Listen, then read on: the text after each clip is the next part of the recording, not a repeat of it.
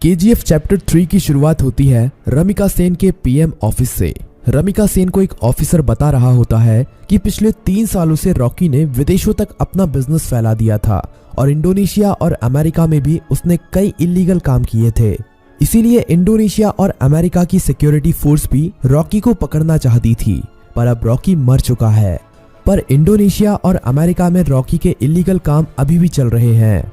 रमिका सेन कहती है तो इंडोनेशिया और अमेरिका की गवर्नमेंट को उसके खिलाफ एक्शन लेना चाहिए।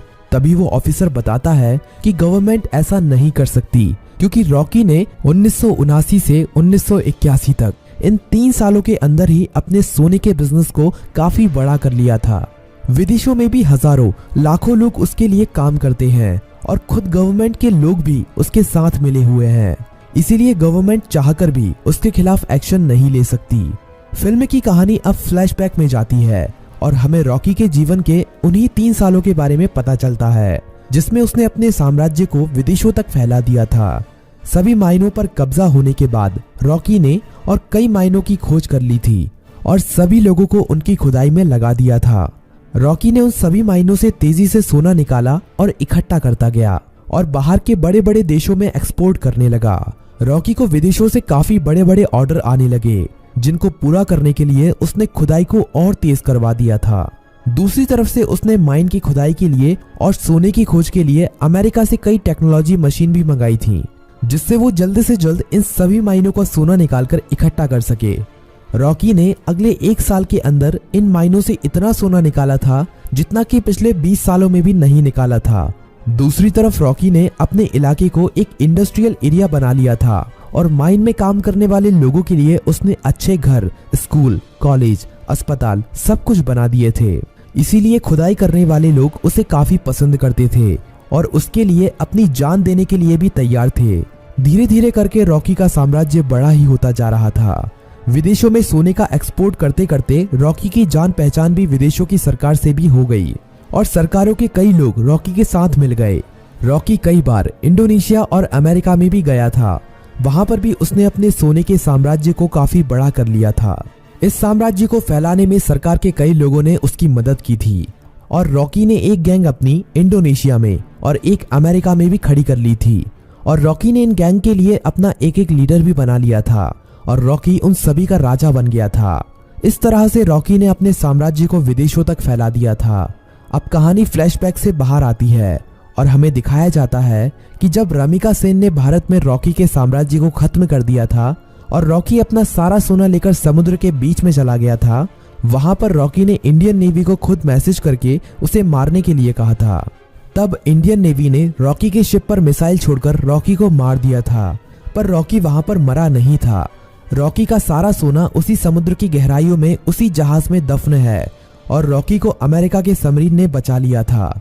ये सबमरीन अमेरिका के एक बिजनेसमैन की थी, जिसे रॉकी ने उन 3 सालों के बीच में अपना पार्टनर बना लिया था।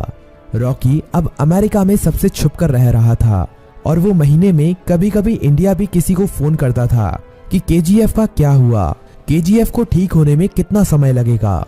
अब कहानी इंडिया में शिफ्ट होती है और हमें दिखाया जाता है कि सलार केजीएफ के तबाह होने के बाद केजीएफ को दोबारा से खड़ा कर रहा है और जो लोग बच गए थे उन सभी लोगों के साथ मिलकर रॉकी के साम्राज्य को दोबारा से खड़े करने में लगा हुआ है। सलार ये सभी रमिका सेन से छुपाकर कर रहा है, पर बहुत जल्द रमिका सेन को भी इसके बारे में पता चलने वाला है। धीरे धीरे करके सलार रॉकी के साम्राज्य को दोबारा से खड़ा कर देता है और दोबारा से माइनों में खुदाई शुरू हो जाती है। अब सलार रॉकी को फोन करता है और कहता है, मालिक, हमने आपका साम्राज्य दोबारा से खड़ा कर दिया है। जिस तरह आपने कहा था, अब आपके लौटने का समय आ चुका है। रॉकी कहता है, सलार, तुम्हारे लिए मेरे पास एक काम और है। तुम्हें उस सोने को समुद्र से निकालना है जो हमने इतने सालों से वहां पर छुपा के रखा है। वो हमारी माइनों से ही निकला हुआ सोना है। इसे हमें किसी भी कीमत पर समुद्र से निकालना है। इस सोने की मदद से ही मैं दोबारा से भारत में अपने साम्राज्य को खड़ा करूंगा। सलार सोने को समुद्र से निकालने के काम में लग जाता है और इंडिया में अब एंट्री होती है रॉकी की। सलार अपने लोगों को कहता है कि मालिक कई सालों के बाद यहाँ पर पधार रहे हैं, उनके स्वागत में कोई भी कमी नहीं रहनी चाहिए। किसी को नहीं पता था कि ये मालिक कौन है। रॉकी अकेला ही अमेरिका से आ रहा होता है। केजीएफ में रॉकी का स्वागत धूमधाम से किया जाता है। सभी लोग रॉकी को देखकर हैरान थे क्योंकि उन्हें लग रहा था कि रॉकी मर चुका है, लेकिन रॉकी तो अभी जिंदा है। रॉकी अपनी माइनों का काम देखने के बाद सीधा मिलना चाहता था रामिका सेन से।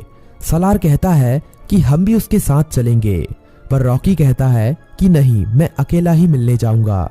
रॉकी अकेला ही अपनी रोल्स रॉयल कार में जा रहा होता है। तभी नाके पर पुलिस उसे पकड़ लेती है। पुलिस वाले जानते नहीं हैं कि वो रॉकी है। वो रॉकी के पास लाइसेंस न होने की वजह से और ओवर स्पीडिंग होने की वजह से थाने ले जाती है। वहां पर रॉकी कुछ नहीं बोलता, बस अपने आदमियों को फोन कर देता है। थाने में बड़ा ऑफिसर आता है और रॉकी से चिल्लाकर बात करने लगता है। तभी पूरा पुलिस स्टेशन हिलने लगता है और कई हेलीकॉप्टर और बंदूक लेकर रॉकी के आदमी यहाँ पहुंच जाते हैं। उन आदमियों से एक आदमी रॉकी का लाइसेंस लेकर थाने के अंदर आता है और पुलिस को लाइसेंस दिखाता है। पुलिस वाला लाइसेंस पर रॉकी का नाम पढ़कर हैरान रह जाता है और रॉकी को वहां से जाने देता है। रॉकी अब सीधा रमिका सेन से मिलने के लिए जाता है। रॉकी के पहुंचने से पहले वो पुलिस वाला रमिका सेन तक ये खबर पहुंचा देता है कि रॉकी अभी भी जिंदा है। रमिका सेन ये खबर सुनकर हैरान हो जाती है कि अभी तक रॉकी कैसे जिंदा है। रमिका सेन को ये खबर भी मिल जाती है कि रॉकी के यहाँ आने से पहले किसी ने केजीएफ को दोबारा से खड़ा कर दिया है और केजीएफ से अभी भी खुदाई करके सोना निकाला जा रहा है। अब पीएम ऑफिस में एंट्री होती है रॉकी की। सभी लोग रॉकी को देखकर हैरान थे। रॉकी सीधा मिलने जाता है रमिका सेन से। रॉकी रमिका सेन से कहता है कि मैंने कहा था ना, युद्ध हुआ तो जीतूंगा मैं और जीत मेरी ही हुई है। रमिका सेन कहती है कि अच्छा है, तुम जिंदा हो, अब मैं तुम्हारे सामने ही तुम्हारे केजीएफ को तुमसे छीन लूंगी। रॉकी कहता है कि उसकी नौबत ही नहीं आएगी। रमिका सेन रॉकी की इस बात को समझ नहीं पाती। तभी रॉकी वहां से चला जाता है। अगले कुछ ही दिनों में रॉकी रमिका सेन की सरकार गिरा देता है और सरकार में अपनी पार्टी को जिताकर अपने आदमी को प्रधानमंत्री बना देता है। रॉकी अब दोबारा रमिका सेन को फोन करता है और कहता है कि अब क्या करोगे, अब तो तुम्हारी सरकार भी नहीं रही। रमिका सेन कहती है कि अब मेरी जिंदगी का एक ही मकसद है, तुम्हारी मौत। रमिका सेन रॉकी के सभी दुश्मनों को इकट्ठा करती है। रमिका सेन इनायत खली से भी हाथ मिला लेती है और जितने भी रॉकी के देश विदेश में दुश्मन थे सभी को इकट्ठा करके रॉकी को मारने का प्लान बनाती है। रॉकी को मार पाना आसान नहीं था। रॉकी जितना अकेला खतरनाक था उससे ज्यादा खतरनाक उसके गैंग के लोग थे। रमिका सेन को इंडोनेशिया और अमेरिका की गवर्नमेंट से भी सपोर्ट मिलता है, लेकिन रॉकी जानता था कि रमिका सेन उसके केजीएफ को तबाह करने में अपना पूरा जी जान लगा देगी। रमिका सेन जानती थी कि रॉकी को उसके केजीएफ में घुसकर मार पाना अब काफी ज्यादा मुश्किल हो गया है, क्योंकि अब रॉकी ने अपने केजीएफ में मिसाइलों को रोकने के लिए अपने केजीएफ के चारों तरफ रडार सिस्टम और काउंटर मिसाइल रख दी हैं। अब अगर कोई भी उसके केजीएफ के अंदर घुसने की कोशिश करेगा तो वो मारा जाएगा।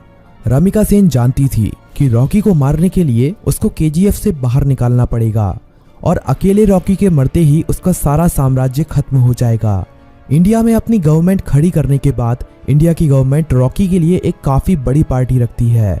इस पार्टी में विदेशों के बड़े बड़े बिजनेसमैन, बड़ी बड़ी गवर्नमेंट के लीडर आते हैं। रॉकी की सिक्योरिटी के लिए इस पार्टी में काफी ज्यादा सिक्योरिटी लगी हुई थी। रॉकी पार्टी में पहुंच जाता है। थोड़ा नाच गाना होने के बाद पार्टी में एंट्री होती है रमिका सेन की। रॉकी से थोड़ी बातचीत करने के बाद रमिका सेन कहती है कि अब समय आ गया है कि तुम्हारे साम्राज्य को यहीं पर खत्म कर दिया जाए। पर तभी रॉकी के चारों तरफ हजारों लोग उसके ऊपर बंदूक तानकर खड़े हो जाते हैं। रॉकी की खुद की गवर्नमेंट उसे धोखा दे देती है और विदेशों से आए हुए बिजनेसमैन भी उसकी मौत का तमाशा देखने के लिए वहां पर आए हुए थे। सभी विदेशों के बिजनेसमैन चाहते थे कि रॉकी की मौत होने के बाद वो केजीएफ पर कब्जा कर लेंगे और अपने बिजनेस को फैलाएंगे और ढेरों पैसा कमाएंगे। ये सब देखकर रॉकी खुद हैरान रह जाता है, पर रॉकी जानता था कि एक दिन उसकी मौत जरूर होगी, इसीलिए वो अपने आखिरी पल में भी निडर रहता है। रमिका सेन कहती है कि देखा, आखिर तुम्हारे लोगों ने ही तुम्हें धोखा दे दिया। इतना कहते ही सभी लोग रॉकी को गोलियों से भून देते हैं और रॉकी की मौत वहीं पर हो जाती है और फिल्म यहीं पर खत्म हो जाती है।